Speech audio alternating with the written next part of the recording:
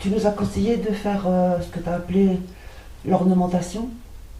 C'est quoi ça? Tu as expliqué que c'était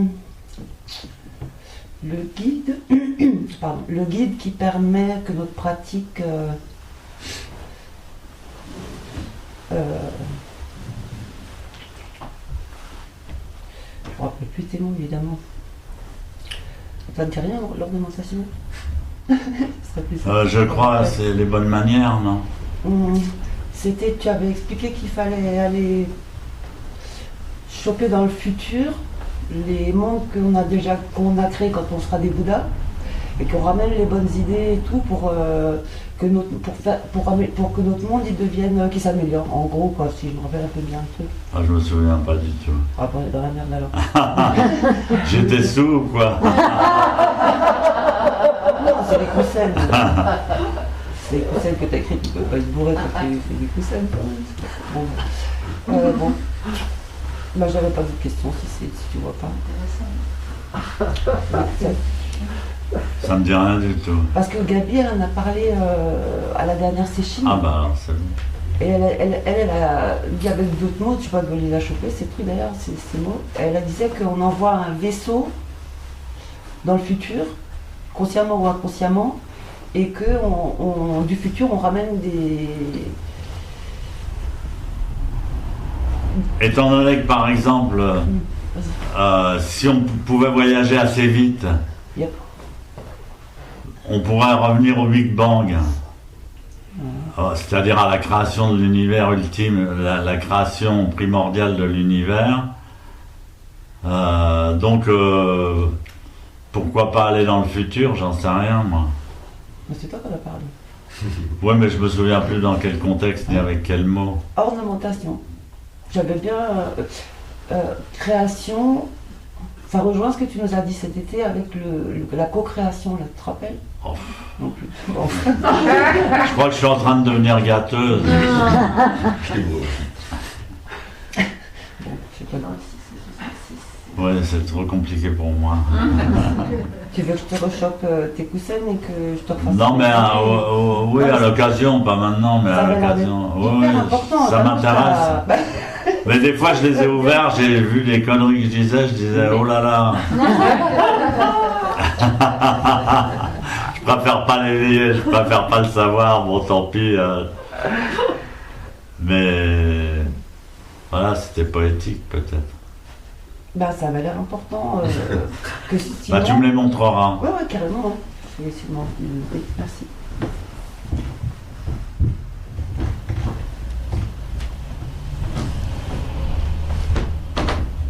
Ça me rappellera peut-être quelque chose. Plus de questions? Negawa kuwa kono kuroku wa umotama neku issai ni yoyoboshi. Walalato shujo tomina tomani utsudo wo josen koto wo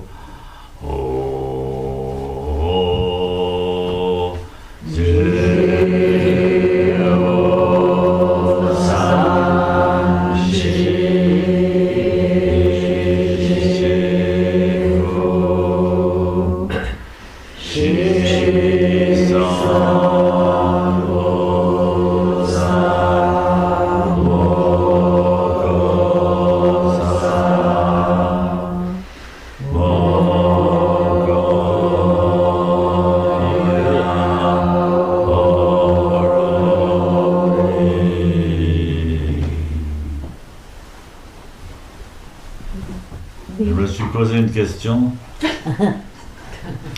Tiens, je vais vous la poser. Je me suis posé une question parce que en fait moi mes coussins j'aime pas les refaire plusieurs fois. Je me souviens Étienne, un des grands disciples de Sensei, de Maître Deshimaru, il faisait ses coussins, il s'en servait, il faisait plusieurs séchines avec le même coussin, ça le gênait pas. Moi ça m'inhibe. Donc j'oublie plus facilement les trucs que j'ai écrits ou que j'ai dit. Mais ça peut se référer à la Prajnaparamita, parce que quand il parle d'ornementation, effectivement, ça sonne un peu comme la Prajnaparamita. le Sutra de la Prajnaparamita, de la grande sagesse. Mais je me souviens même plus. Et alors j'oublie même ce que j'ai appris. Je dis, ah dis donc, ça je savais ça. J'ai oublié, j'oublie même ce que j'ai compris à un moment donné. Je me souviens même plus de quoi ça parle. Quoi. Peut-être qu'on réoccupe. Oui. Et peut-être c'est quand tu parles des Garnier Mallet, qui parle de cette idée. Oui, son idée m'a passionné. Et ça fait longtemps que j'ai ce truc-là dans mes archives et que je le relis régulièrement. Et jusqu'à ce que je me dise, est-ce que je veux oser le dire dans le dojo. Et puis là, comme ça correspondait vraiment bien au poème, j'ai dit je vais essayer. J'espère que c'était pas trop. Tu as déjà parlé des Garnier Mallet. Ah oui, il y a quelques années. Du dédoublement du temps. Oui. Donc, Garnier Mallet. Mais en fait, ouais. Je préfère pas parler de ça, moi, le dédoublement du temps. Je le mets de côté. J'essaie de garder des choses qui sont digestes pour des gens qui font zazen. Ouais. Et Stéphane, je peux dire quelque chose? Oui. J'ai pas eu le temps de poser la question tout à l'heure. J'avais une question, mais j'ai pas eu le temps. Je peux le dire maintenant. Vas-y. Est-ce que quand on a l'énergie de l'expansion, est-ce que c'est cette énergie-là qu'on va capter quand on fait les apnées hautes, qu'on inspire? Non, je crois pas que c'est à ce niveau-là. C'est pas du tout à ce niveau-là. C'est l'univers qui est... dans l'univers, il y a deux forces. La force antigravitationnelle qui est de 666 millièmes du tout, et la force antigravitationnelle qui est à 333 millièmes du tout. Et il reste un millième. Un millième. Mais c'est des forces générales. Mais je pense qu'on les retrouve dans tout, y compris dans notre corps. Et moi, le concept qui m'intéresse là-dedans, c'est parce que là, on est dans une période où on est en train de se dire où est-ce qu'on va, quel est notre avenir. Est-ce que pour les gens assez âgés, il faut se servir, si tu sais pas te servir d'un ordinateur ou d'un téléphone portable, t'es foutu. On se dit mais où est-ce qu'on va, on veut robotiser, mettre des puces partout, etc. Et on est dans une période où on est en train de créer un futur paradigme. On est en train de tout foutre par terre pour créer un nouveau paradigme. Qui va le créer et quel sera-t-il?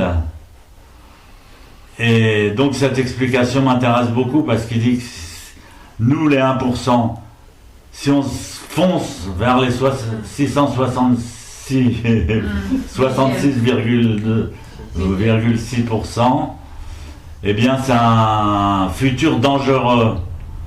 Il faut d'abord aller vers les 33,2%, 10,3%,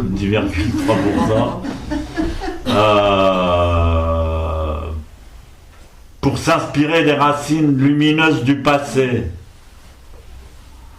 Et je trouve ça beau et cohérent. Et dans la posture même, dans la posture même qu'on pratique, il y a les deux. Il y a les deux forces. Si on faisait que de la méditation dans n'importe quelle posture, l'ésotérisme, etc., c'est dangereux. Mais si on a une posture corporelle costaud qui canalise le mental, à ce moment-là, c'est faisable de faire de la méditation. C'est pas dangereux. Voilà ce que je voulais dire en gros. Merci. D'accord, merci. Merci.